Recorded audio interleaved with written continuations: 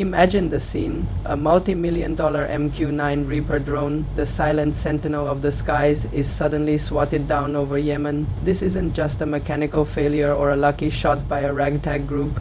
It's a massive, flashing warning sign in the middle of a geopolitical minefield. The world is watching, holding its breath, waiting for the inevitable response from the White House, expecting the hammer to fall. But then something happens that shifts the entire narrative.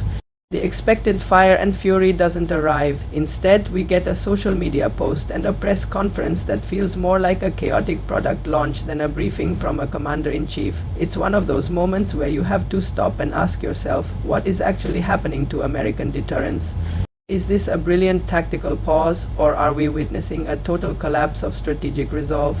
So let's step back for a moment and look at the foundation of this crisis. The MQ-9 Reaper is the backbone of American surveillance and strike capability in the Middle East. Losing one to a proxy group like the Houthis, likely with direct Iranian backing, is a direct challenge to the United States. Then it happened again. Iran reportedly activated its air defenses over Qeshm Island, targeting another Reaper drone that was just trying to do its job. If you're a strategist sitting in the Pentagon, this is a nightmare scenario. It's an escalation designed to see exactly where the red line is drawn, and for a moment it seemed that line was being drawn for tomorrow. A massive military strike against the Islamic Republic was scheduled, loaded, and ready to go. Then the order was suddenly rescinded.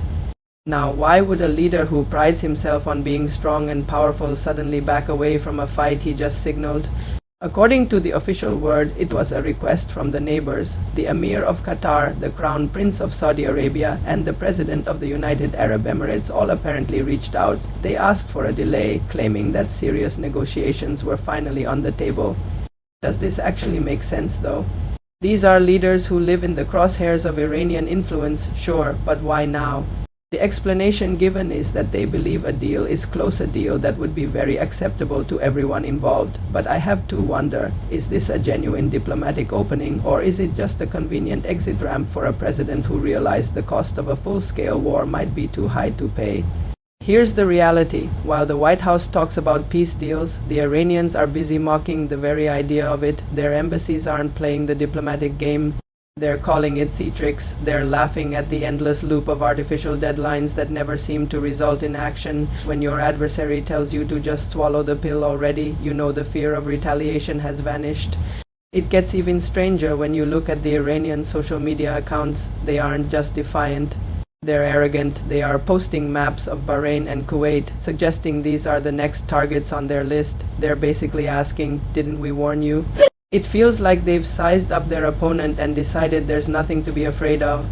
And then we have the press conference. This was supposed to be a moment of clarity regarding the looming war, but it turned into something else entirely. It was a bizarre merger of geopolitical crisis and a sales pitch for something called Trump arcs. Think about that for a second. The world is on the brink of a massive conflict, and the president is standing there saying that short of curing cancer, this new pharmacy platform is the most important thing he's ever done.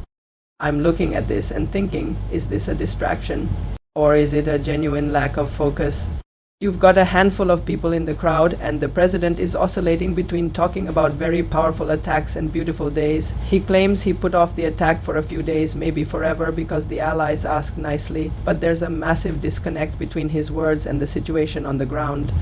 He says the military strike was very big and not something I wanted to do. He insists we cannot let Iran have a nuclear weapon, but then he immediately pivots back to the idea that a deal might happen. It's a repetitive cycle we've seen before. Dangle the threat, claim a deal is coming, and then nothing happens. Is the American public really supposed to believe this is a positive development? Wait, let's look at the claims he made about the Iranian military. He told the press that the Iranian Navy and Air Force have been virtually destroyed. He said their leadership is gone at the first and second levels, and we're only dealing with the half of the third level now. He even claimed it would take them 25 years to rebuild. But if their military is truly in ruins, how are they still swatting American drones out of the sky? How are they still launching drone strikes against Kuwait nuclear plants and Saudi oil facilities? The answer is simpler than it looks. The rhetoric doesn't match the reality. Iran's proxies are active, their air defenses are functional, and their leadership seems very much intact and ready to fight. Meanwhile, the Iranian President Pezeshkian is making it very clear that dialogue does not mean surrender. He's talking about dignity, authority, and the legal rights of his people. He's framing this as a position of strength, not a retreat. While the US side is talking about deals, the Iranian side is talking about true self-reliance.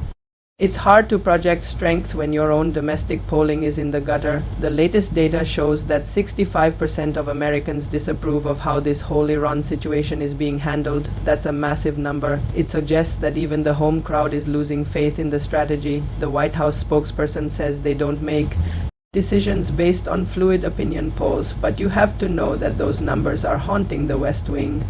And then there's the spectacle of the press conference itself. You have executives from Amazon and public figures like Dr. Oz being used as props. They're up there talking about price transparency and Trump parks at Amazon pharmacy while the president literally appears to be falling asleep behind them. It's a surreal scene that feels more like a late-night infomercial than a high-stakes briefing. Does it bother anyone else that we're talking about generic drug prices in the same breath as potential nuclear escalation? It feels like the administration is trying to change the channel. They want to talk about how your zip code doesn't determine your health because the conversation about the Persian Gulf is going so poorly. It's a classic bait and switch, but the stakes are far higher than a prescription copay.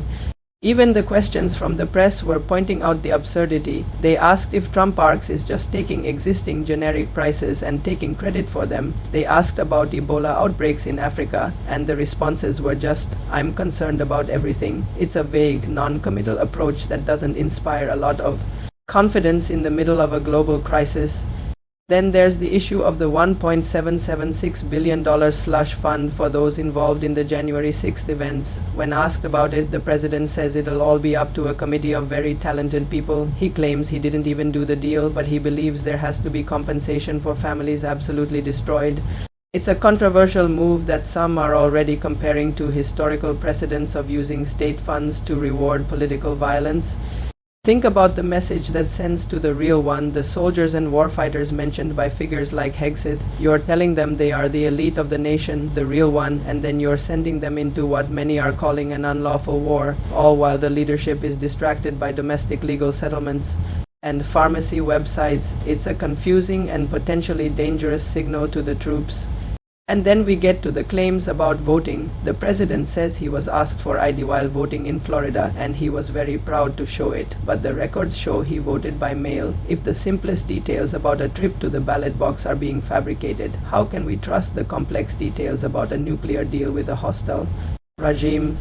Every word starts to feel like part of a larger, inconsistent narrative. We're told the Iranian military is destroyed, but they're winning the drone war. We're told a deal is coming, but the Iranians are laughing at us. We're told the economy is the focus, but we're building a multi-billion-dollar fund for insurrectionists. It's a parallel universe, as the Iranian embassy put it, and it's getting harder to find the exit. So what's the prediction here? This is where things could escalate. If Iran perceives the US as being in a state of terminal indecision, they won't stop at drones. They will push harder in the Gulf. They will continue to target infrastructure in Saudi Arabia and the way. And if this continues, the consequences for global energy prices and regional stability will be serious, perhaps even catastrophic. We are in a period of geopolitical theatrics where the primary goal seems to be avoiding a fight at all costs while pretending to be the toughest person in the room. But in the real world, you can't just call off an attack for a little while and expect your opponent to wait patiently. They are moving forward while we are pivoting. To Trump arcs.